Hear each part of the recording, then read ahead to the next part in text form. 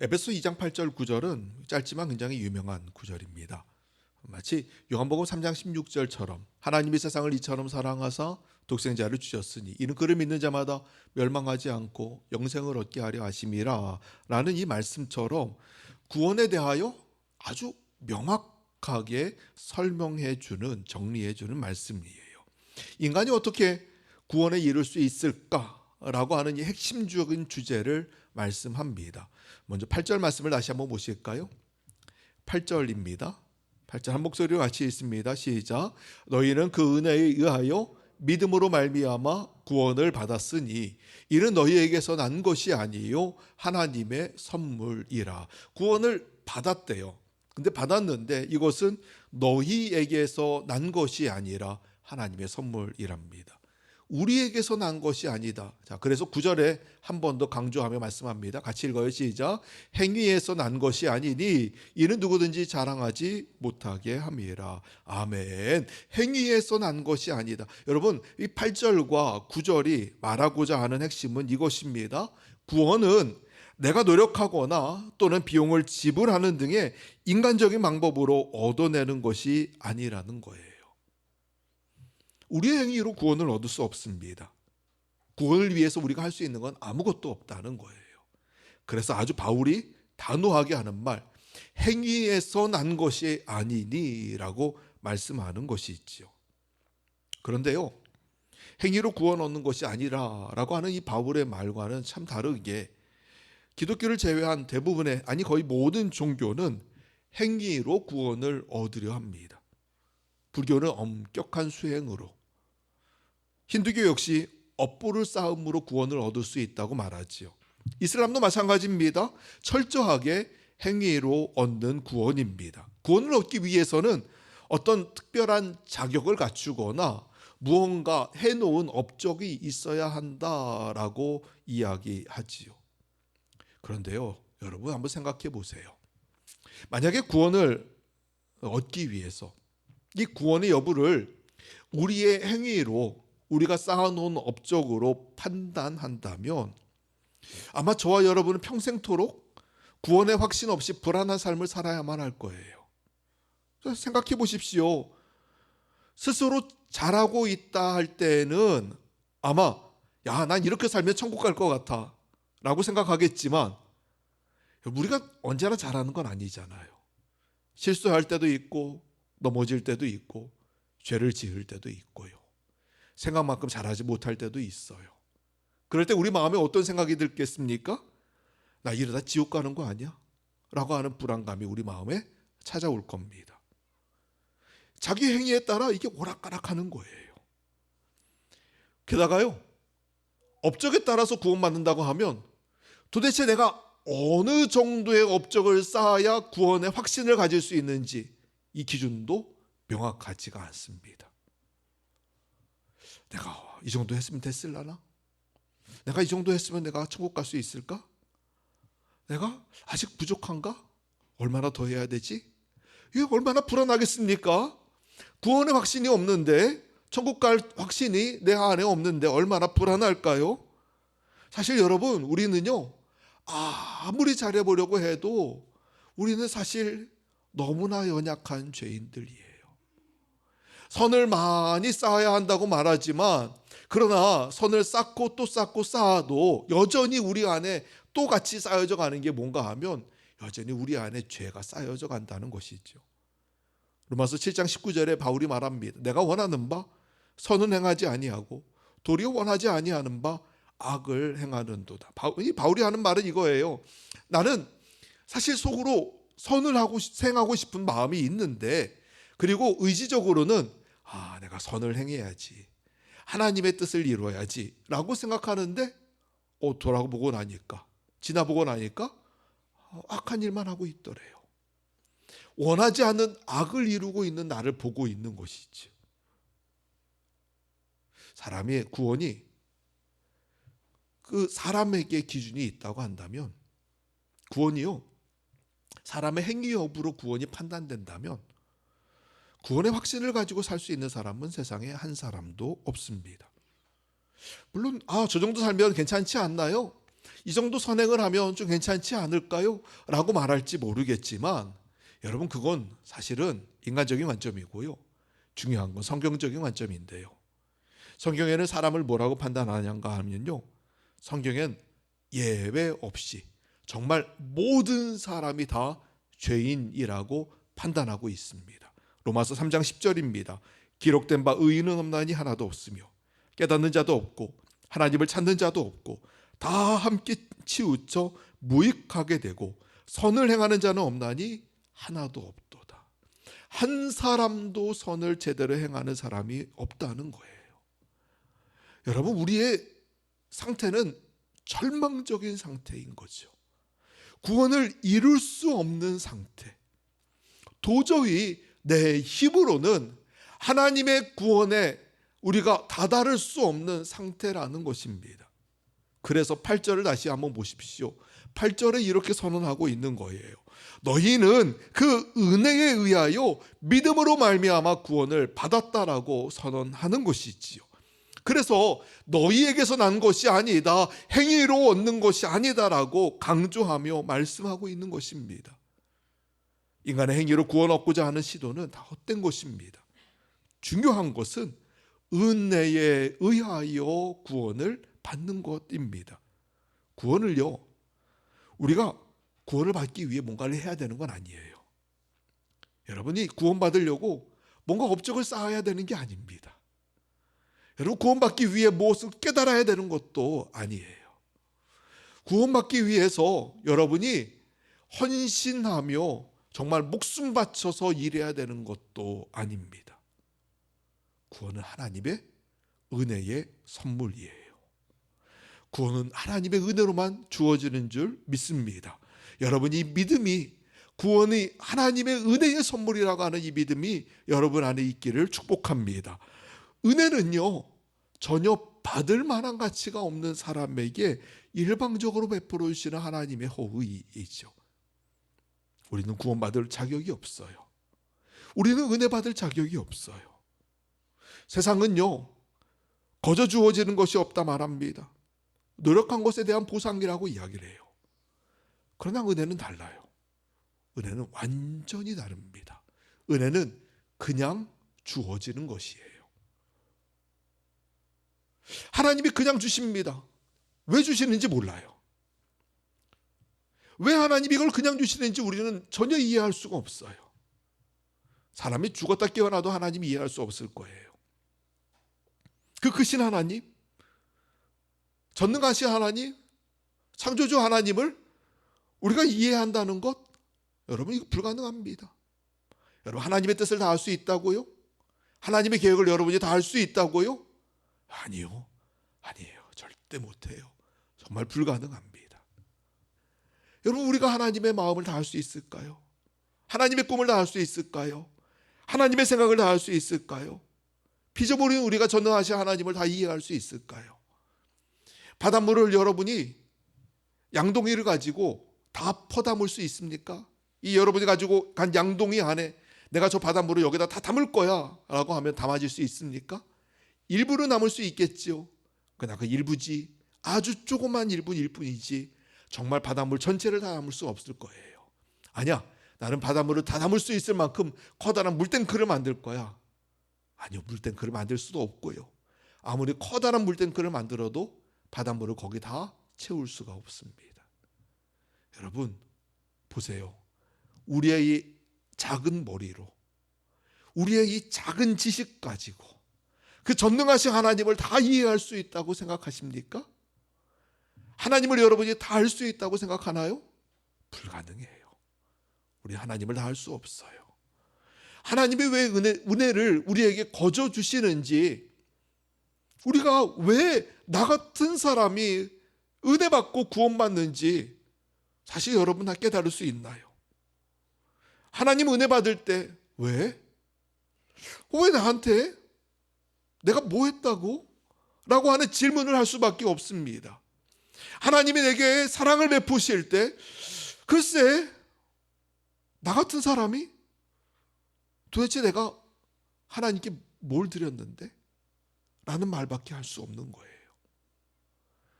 도저히 내가 받을 수 없는데, 도저히 내가 받을 자격이 없는데 내가 받고 있는 그 하나님의 사랑과 그 하나님의 구원을 바라보면서 우리가 하는 말, 은혜이군요. 왜요? 도저히 이해할 수가 없거든요. 누가복음 15장에 보면 탕자의 비유가 나옵니다.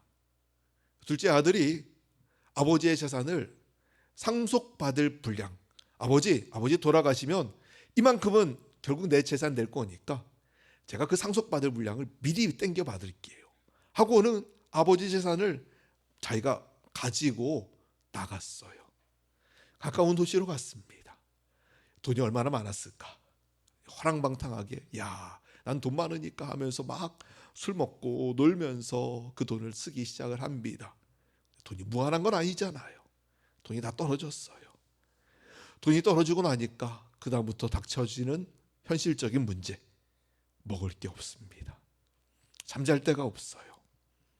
이 아들이 돼지 우리에 가서 돼지가 먹는 쥐염 열매나 주워 먹을 정도로 먹을 게 없었습니다. 결국은 돈도 없고 먹고 살 방법이 없어서 궁리하다가, 그래도 우리 아버지네 집에 우리 종들 보면 잘 먹더라. 내가 여기서 이렇게 사는 것보다 걔네가 더 잘 살더라.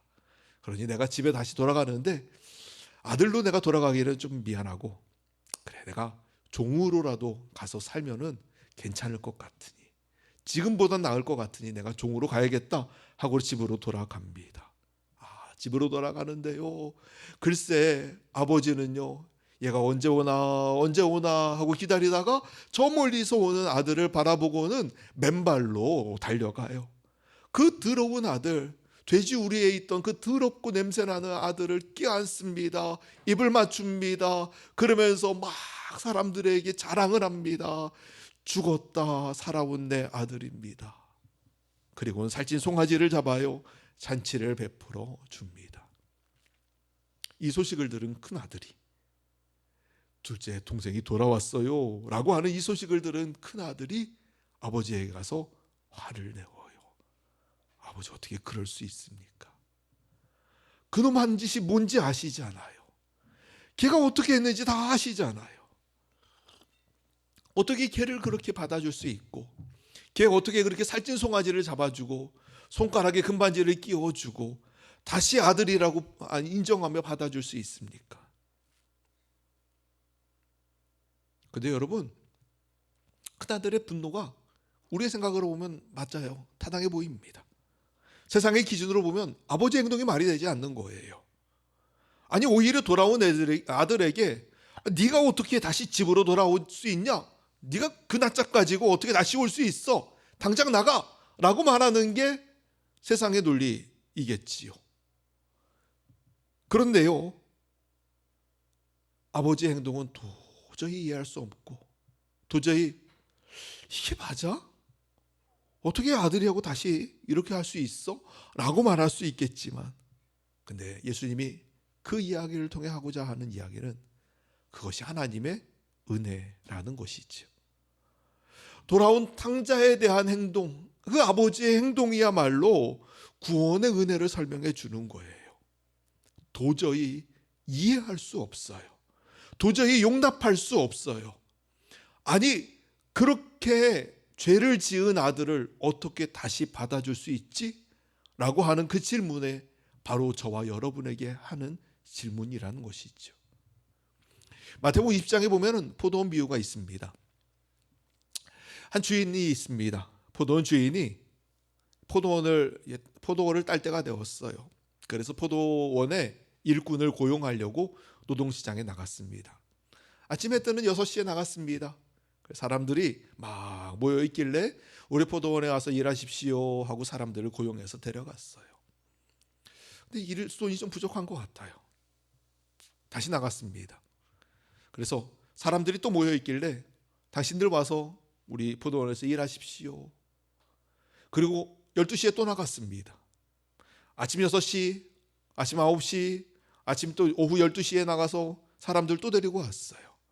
그리고 오후 3시에 또 나갔습니다. 노는 사람들이 있길래 와서 일하라고 또 데리고 왔습니다. 심지어 오후 5시에도 또 나갔어요.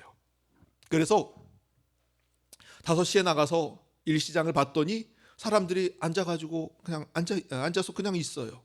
당신도 여기 왜 있습니까? 오늘 우리를 불러주는 사람이 없어서 일을 못했습니다. 그랬더니 이 주인이 하는 말이 그러면 우리 포도원에 가서 1시간이라도 일할래요. 좋습니다. 불러주시면 감사하죠. 이래서 이 사람들 데리고 5시에 데리고 가서 6시까지 1시간을 일을 시켰습니다. 자, 일이 다 끝났어요. 오후 6시에 이제 하루 일당을 계산해서 주기 시작을 합니다. 1시간 일한 사람한테 노동자의 하루 임금 1데나리온을 주었어요. 커다란 동전 하나 1데나리온을 줍니다. 이제 12시간 일한 사람이 기대를 하는 거죠. 야, 저 사람이 1데나리온이면 나는 얼마를 받을까? 했는데 글쎄, 오후 3시에 온 사람에게도 1데나리온, 12시에 온 사람도 1데나리온, 아침 9시에 온 사람도 1데나리온, 심지어 새벽 6시에 와서 12시간을 꼬박 일한 사람에게도 1데나리온을 줍니다. 12시간 일한 사람이 화가 났어요. 받고 나서 화를 냅니다. 아니, 어떻게 이럴 수 있습니까? 어떻게 내가 나를 12시간 일한 나를 저 1시간 일한 사람하고 똑같이 취급할 수 있습니까? 부당한 대우입니다. 라고 불평하기 시작해요. 그때 주인이 뭐라 말하는지 아십니까? 당신 나하고 처음 일하기 시작할 때 오늘 하루 임금을 1데나리온으로 약속하고 일하기 시작한 거 아닙니까? 내가 당신한테 계약을 맺을 때, 일하면서 임금 계약을 맺을 때 1데나리온으로 계약을 맺었는데, 그래서 내가 계약 맺은 대로 1데나리온을 주는데 뭐가 문제입니까? 저 1시간 일한 사람 불쌍해서 내가 1데나리온 주겠다는데, 내가 사랑이 많아서 1데나리온을 내가 사랑을 베풀면서 주겠다는데 사랑에 섬김을 하는 나를 나쁜 놈으로 만듭니까? 하면서 주인이 그에게 얘기를 해요. 근데 잘 생각해 보면요, 세상적인 관점으로는 주인이 이상한 사람이에요. 정상적이지 않아요. 왜요? 일한 대로 대우를 해주는 게 맞잖아요. 아니, 12시간 일하고 1데나리온 받고 1시간 일하고 1데나리온 똑같이 받으면 도대체 누가 12시간 일합니까? 그렇잖아요. 뭐하러 12시간 일합니까? 그냥 1시간 일하고 1데나리온 받고 말지요. 뭐하러 죽으려고 힘들게 12시간씩 일하고 있어요. 똑같이 1데나리온 받을 거라면. 세상적인 관점으로 보면, 세상의 기준으로 보면 도저히 이해가 되지 않습니다. 일한 시간만큼 차등을 주는 게 당연한 것이고 일한 만큼 받아야 되는 것이지만, 근데 예수님이 이 비유를 통해서 하시고자 하는 말씀이 뭔지 아세요? 그것은 바로 하나님의 은혜예요. 도저히 우리는 이해할 수 없는 하나님의 은혜. 여러분, 이 은혜라는 건 우리가 이해할 수 없는 겁니다. 왜냐하면 세상적인 관점으로 보면 은혜는 불공평하거든요. 인간적인 계산으로는 이 은혜는 답이 안 나오거든요. 은혜는 노력에 대한 보상이 아니에요. 하나님이 우리에게 은혜를 베풀어 주실 때, 그래, 너는 은혜 받을 만한 자격이 있으니까, 그래, 너는 이 정도의 공로를 쌓았으니까 내가 너에게 이만한 은혜를 베풀어 줄게 라고 말씀하시는 게 아닙니다. 세상의 논리와는 너무 달라요. 일반적인 논리와 달라요. 우리는 은혜 받을 만한 자격을 내가 조금이라도 만들어야 된다고 생각하는데, 내가 구원의 은혜를 받을 만한 자격을 가지고 또 내가 권리를 주장할 만한 사람이 되어야 된다고 생각을 하는데, 그런데 아니에요. 하나님의 은혜는, 하나님의 구원은 나의 자격과 내 권리와는 상관없이 그냥 주시는 것이 하나님의 은혜입니다. 다시 말씀드려요. 구원은 우리의 행함으로 얻는 것이 아니에요. 구원은 오직 하나님의 은혜의 선물입니다. 이것은 동일하게 우리의 신앙적인 열심과도 연결되어 있어요. 여러분이 신앙적으로 아무리 열심을 낸다고 해서 구원을 얻을 수 있는 건 아니에요. 교회를 한 100개 짓는다고 해도 평생토록 내가 기도하며 산다고 구원을 얻는 것은 아닙니다. 우리 저희 교육관 질 때요, 교육관 짓는 인부가 한 분 계셨어요. 목수님이 한 목수가 이런 얘기를 합니다. 자기가 작년에는 절을 지었대요. 올해는 교회를 짓는답니다. 그러면서 하는 말이 내가 절도 짓고 교회도 지었으니 나는 천국 가겠네. 그래요. 여러분, 교회 짓는다고 천국 갑니까? 아니잖아요. 그것과는 상관없습니다. 하나님의 구원의 은혜는 그냥 하나님이 거저 주시는 거예요. 아무 조건 없이, 아무 대가 없이 그냥 하나님 우리에게 선물로 주시는 것이 구원의 은혜입니다. 우리는 그냥 믿음으로 받을 뿐이에요. 이것은 또 반대로 이렇게 말할 수도 있어요. 그럼 왜 저런 사람이 구원받지? 저 사람은 어떻게 구원받을 수 있지? 아니, 어떻게 저런 사람에게까지 하나님이 구원을 주시지? 이 말을 할 수 있습니다. 그래, 좀 착하게 산 사람이 구원받는다면 내가 이해를 하겠는데 어떻게 저런 나쁜 놈이, 어떻게 저런 말도 안 되는 사람이 구원을 받을 수 있어? 여러분, 우리가 이해하고 설명하려고 해도 하나님의 은혜는 도저히 설명이 안 돼요. 도저히 이해가 안 됩니다. 왜냐하면 우리의 자격과는 상관없이 하나님이 그 구원을 주시는 것이기 때문에 그래요. 성경에는 하나님의 은혜에 대한 이야기가 가득하게 들어 있습니다. 예수님 족보만 보아도 마찬가지로 알 수 있습니다. 다말이라고 하는 여인이 예수님 족보, 마태복음 1장에 보면 예수님 족보가 나와 있는데요, 그 족보에 보면은 몇 명의 여자들이 들어가 있어요. 근데 그 중에 하나가 다말입니다. 이 다말이라고 하는 여자의 이름을 보면 이 다말이 어떤 사람인가 하면은요, 유다의 며느리입니다. 야곱의 12아들 중에 유다라고 하는 아들의 며느리예요. 그런데 이 며느리가 시아버지하고 관계를 맺고 아들을 낳아요. 여러분, 말이 됩니까? 그런 콩가루 집안이 어디 있습니까?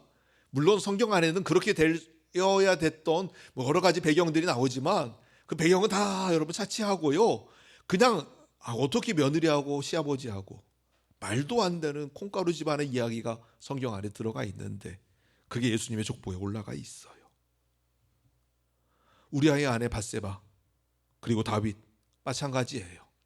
다윗은 살인범이고요, 성폭행자예요. 인생의 고점이 있는 사람이고 밧세바를 통하여 아이를 낳았고 그것이 솔로몬입니다. 그런데 자기가 강제로 빼앗아 온 그 여인이 오늘 예수님의 족보에 올라가 있어요. 그리고 다윗도 하나님 마음에 합한 자라고 인정받으며 다윗의 계보를 통하여 메시아가 탄생합니다. 여러분 보세요. 말이 안 돼요. 어떻게 예수님의 족보가 그럴 수 있겠냐? 사실 말이 안 됩니다. 거룩한 족보여야지, 완벽한 족보여야지. 왜 여기 말도 안 되는 이방인이 들어가 있고 말도 안 되는 이상한 여자들이 들어가 있고 그리고 이상한 남자들이 들어가 있는 이유가 뭐야? 라고 말할 수 있어요. 그런데요, 말이 안 되는 그 족보를 통해서 예수님이 이 땅에 오십니다. 여러분, 이건 은혜예요. 이거 뭐라고 설명할 수가 없어요. 동일하게 이것은 저와 여러분에게도 해당됩니다. 여러분, 우리가 하나님께 구원받을 만한 자격이 있습니까? 여러분, 정말 하나님 앞에 구원받고 하나님의 자녀라고 불릴 만한 자격이, 내가 당당하게 하나님 앞에 나아가서 아유 하나님, 나 같은 놈 아니면 누가요? 라고 말할 만한 분 여기 혹시 계시나요? 어떻게 여러분이 구원받을 수 있다고, 내가 자격이 있다고 말할 수 있습니까? 우리 중에 구원받을 만한 자격이 있는 사람은 한 사람도 없어요. 정말 한 사람도 없어요. 그냥 말씀 그대로입니다. 그 누구도 나는 구원받을 수 있다고 장담할 수 없는 거예요. 찬송가 305장, 나 같은 죄인을 살리신 이라고 하는 찬송이 있어요. 이 찬송을 지은 작가가 바로 존 뉴턴입니다. 원래 이 존 뉴턴은요, 노예를 실어 나르는 노예선의 선장입니다.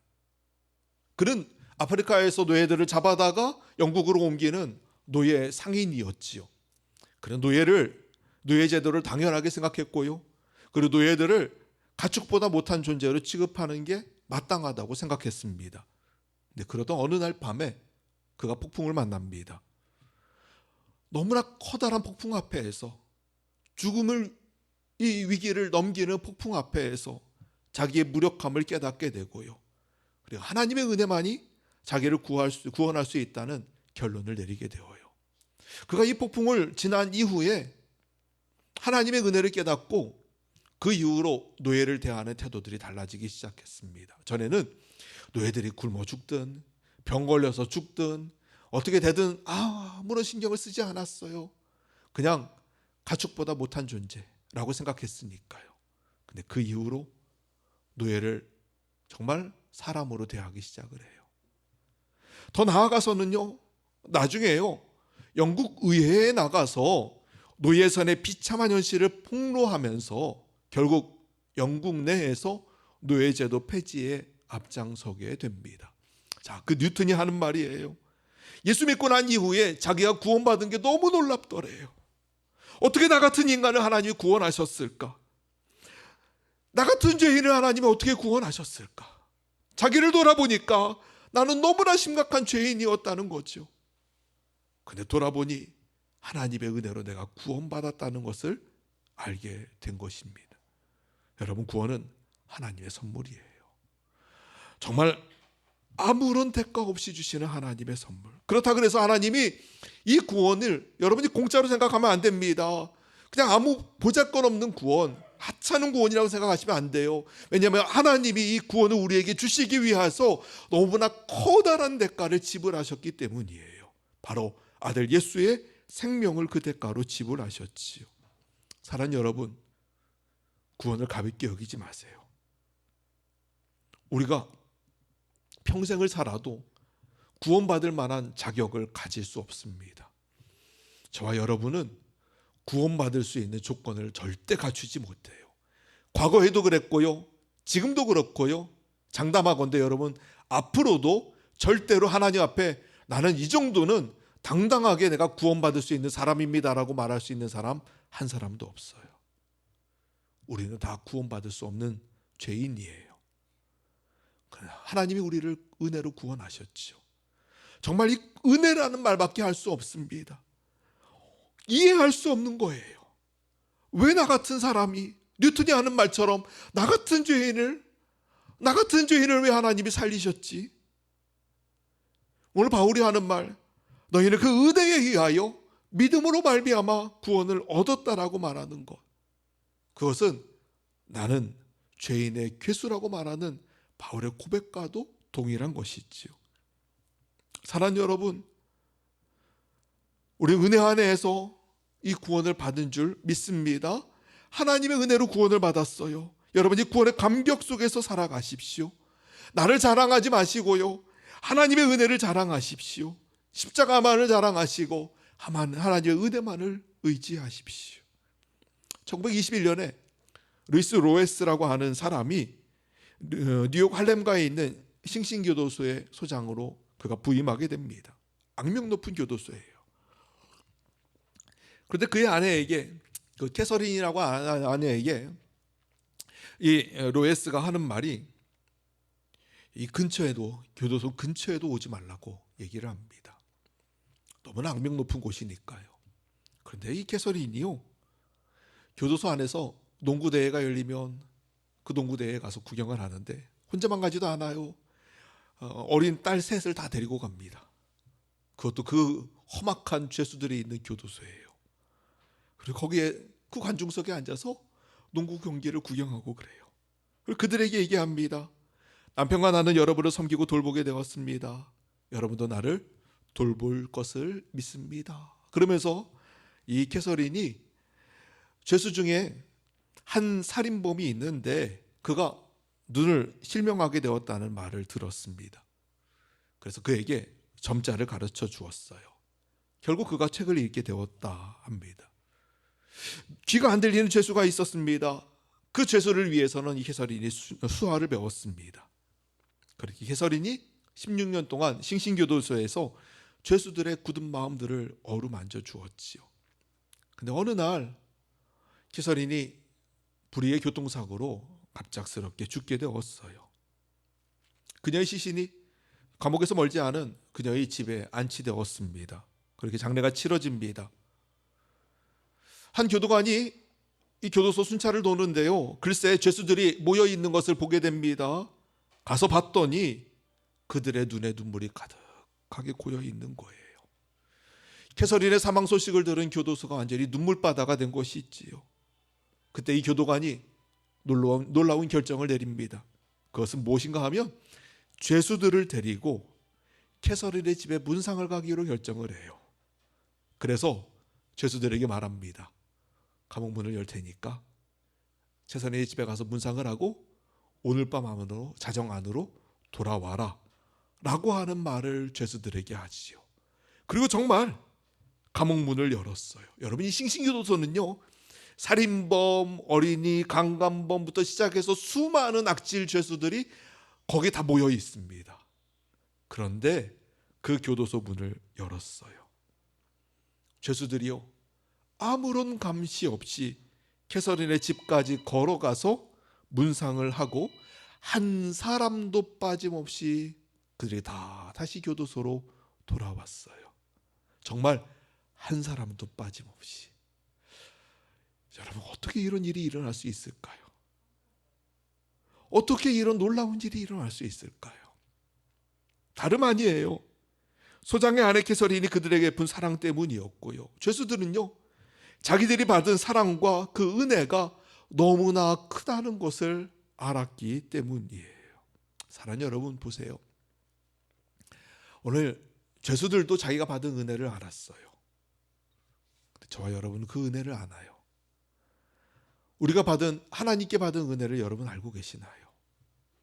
죄수들이 받은 은혜보다 더 큰 은혜를 우리가 하나님께 받았는데, 정말 여러분이 받은 은혜가 얼마나 크고 놀라운지 알고 계십니까? 우리가 구원받는 건 당연한 게 아닙니다. 하나님의 은혜예요. 십자가는 말로 설명할 수 없는 하나님의 은혜가 드러난 사건입니다.